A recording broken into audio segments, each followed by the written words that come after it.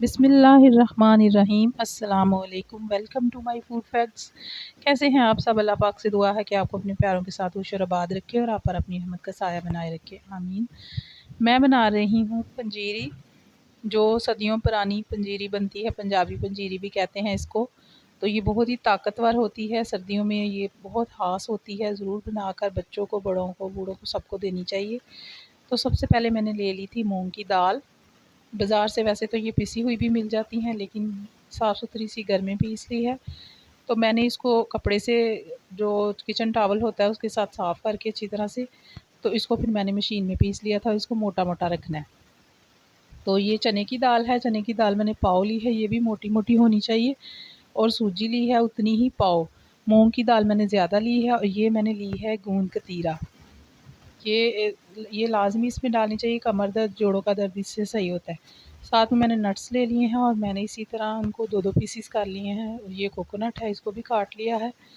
और कुछ मैंने किशमिश ली है और 1 किलो मैंने देसी घी लिया है। खालिस होना चाहिए, तो फिर इसके फ़ायदे होते हैं। अगर आप मिलावट वाला लेंगे तो फिर उसके कोई फ़ायदे नहीं होंगे।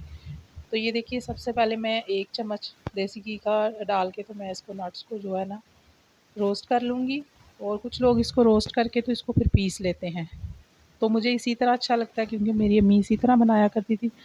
बिल्कुल स्लो फ्लेम पे हम इनको अच्छी तरह से रोस्ट कर लेंगे, क्योंकि इनका मज़ा फिर जो है रोस्ट करने से और भी ज़्यादा हो जाता है। तो ये लाज़मी बनाएँ। इसमें ये जो मूँग की दाल का यूज़ कर रहे हैं, ये गरीबों का गोश्त कहते हैं इसको, क्योंकि इसमें विटामिन्स, फ़ोलाद और बहुत से फ़ायदे इसमें होते हैं। तो अब मैंने वो रोस्ट करके रख लिए हैं, तो साथ में ये जो गूंद है, इसको भी मैं 1 चम्मच डाल के, फ्लेम जो है आपने सारी चीज़ों को रोस्ट करते हुए स्लो ही रखनी है। तो ये थोड़ी-थोड़ी सी फूल जाएगी और इसके बाद फिर इसको ग्राइंड कर लेंगे। इसका बहुत अच्छा सा फ्लेवर आ जाता है जब इसको फ्राई कर लेते हैं और ये फूल जाती है। थोड़ी-थोड़ी ये फूल जाएगी, क्योंकि ये बहुत बारीक है। अगर ये थोड़ी मोटी होती तो फिर ये ज़्यादा फूलनी थी। तो बारीक है तो ये फूलेगी भी, तो इतनी फ़ील नहीं होगी, लेकिन ये देखिए फूल रही है। थोड़ी देर के लिए मैं इसको चम्मच चलाना बंद किया तो ये फूलना शुरू हो गई है। तो इसको भी करके रख लेंगे। इसके बाद फिर हम देसी घी इसमें डाल लेंगे। तो घी जो है मैं साथ-साथ डालती जाऊँगी, साथ-साथ शामिल करूँगी, तो फिर मुझे पता लग जाएगा कितना यूज़ करना है।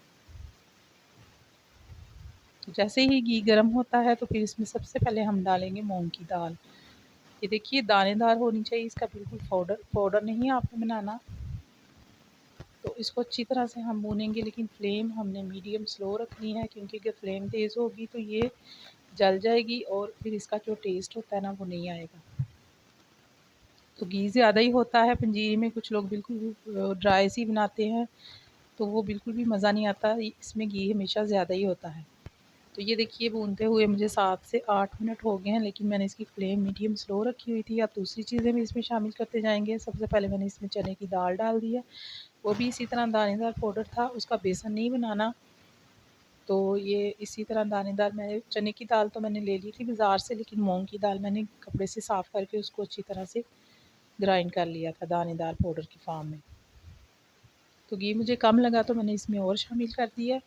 इसके बाद जब ये दोनों दालें अच्छी तरह से भुन जाएँगी और अच्छी सी इसकी प्यारी सी खुशबू आने लग जाएगी, तो फिर हम इसमें सूजी डालेंगे, क्योंकि सूजी हमारी जल्दी बन जाती है और वो अगर पहले डाल देंगे तो फिर वो जल जाती है। तो 1 पाव ही इसमें मैंने सूजी यूज़ की है। घी फिर मैंने और शामिल कर लिया है इसमें, क्योंकि जब दालें अच्छी तरह से भुन जाती हैं, तो ये जो घी है वो दालें पी लेती हैं, तो फिर कम हो जाता है। अच्छी तरह से इसको भूनेंगे, बहुत अच्छी सी इसकी खुशबू आने लग जाती है और बहुत ही प्यारी सी खुशबू इसकी फैल जाती है। और बचपन में हमारे अम्मी-अब्बू हमें लाज़मी बना के दिया करते थे और हम बड़े शौक से खाते थे। तब तो बच्चे दौड़ते कूदते थे, तो वो जल्दी से हज़म कर लेते थे, लेकिन आजकल जो है वो चीज़ों को डाइजेस्ट करना थोड़ा मुश्किल होता है। तो तब तो हमें क्वांटिटी का भी नहीं पता होता था कि ये इतनी ज़्यादा नहीं खाते। अब तो ये थोड़ी-सी भी खाएँ तो इसके फ़ायदे मिल जाते हैं। तो मैंने थोड़ा-सा घी और शामिल कर दिया। इस तरह मैंने थोड़ा-थोड़ा करके तकरीबन सारा घी इसमें शामिल कर दिया है। तो इसको भी मैं अच्छी तरह से अब तीनों चीज़ों को भून लूँगी, लेकिन फ्लेम आपने तेज़ नहीं करनी। अब ये जो मैंने करके रखी थी, फूल गई थी, थोड़ी सी मैं हाथों से मसल के डालूँगी क्योंकि थोड़ी थोड़ी क्रश ऐसे मुंह में आए तो मज़ा आता है। तो बाकी की जो है वो मैं पीस लूँगी। साथ ही मैंने इसमें नट्स भी शामिल कर दिए हैं क्योंकि दालें हमारी तकरीबन तैयार हो चुकी हैं। ये बहुत ही अच्छी सी खुशबू आ रही है। अब हम इसमें चीनी शामिल करेंगे। चीनी आपने अपने टेस्ट के मुताबिक यूज़ करनी है। कुछ लोग इसमें चीनी ऐड नहीं करते, तो वो इसमें जो मिश्री होती है वो यूज़ करते हैं पीस के, क्योंकि मिश्री का कोई नुकसान नहीं है। तो ये मैंने गूंद भी चॉपर में डाल के इसको अच्छी तरह से पीस लिया है और इसमें शामिल कर दिया है। तो जो कमर में दर्द और ख़वातीन को या जोड़ों को दर्द लोगों को होता है तो वो इससे जो है ये पंजीरी से उसमें ये चीज़ें शामिल करने से वो चला जाता है। तो इसका रोज़ मुनासिब सा यूज़ करना चाहिए सुबह। तो सुबह आप खा लें तो फिर सारा दिन ये है कि आपको कोई भी ताकत वाली चीज़ नहीं खानी पड़ेगी।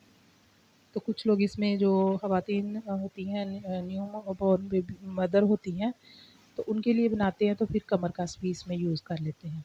और अब देखिए दाल बन चुकी थी, इसको थोड़ा-सा नॉर्मल टेम्परेचर हुआ है तो मैं थोड़ी-सी इसकी पिन्नियाँ बना लूँगी, क्योंकि इस तरह एक ये लड्डू जो है वो रोज़ाना खा लें तो ताकत से भरा हुआ ये लड्डू सारा दिन आपको जो तवानाई और विटामिन्स और बहुत से इसके फ़ायदे देगा और सारा दिन इसकी ताकत रहेगी। तो साथ में हमने बनाई थी कश्मीरी चाय, और ये हमारा एक ओरिजिनल तरीका है।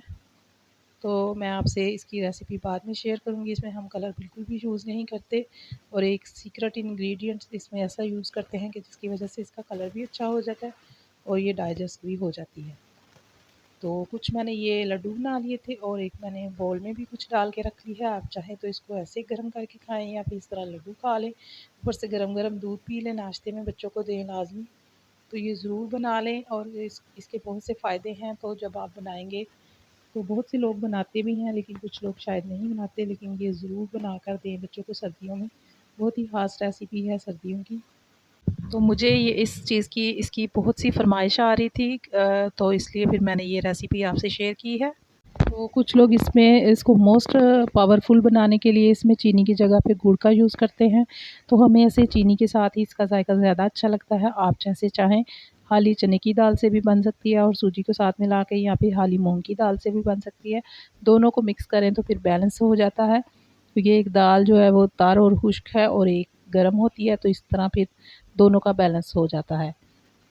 हज़रत मोहम्मद मुस्तफ़ा सल्लल्लाहु अलैहि वसल्लम ने इरशाद फरमाया, हमारे और काफ़िरों के दरमियान फ़र्क नमाज है। जिसने नमाज छोड़ दी इसने कुफ्र किया। यानी मुसलमानों और कुफ्र और शिर्क के दरमियान फ़र्क नमाज है। सुबहान अल्लाह। अल्लाह ताला आप सब पर, हम सब पर अपनी रहमत फरमाए, हमारे घरों में हमेशा हलाल रिज़्क़ अता करे। अल्लाह ताला गुरूर से बचाए और आजिज़ी में रखे। फिर मिलेंगे किसी और वीडियो में किसी और रेसिपी के साथ। अल्लाह हाफ़िज़।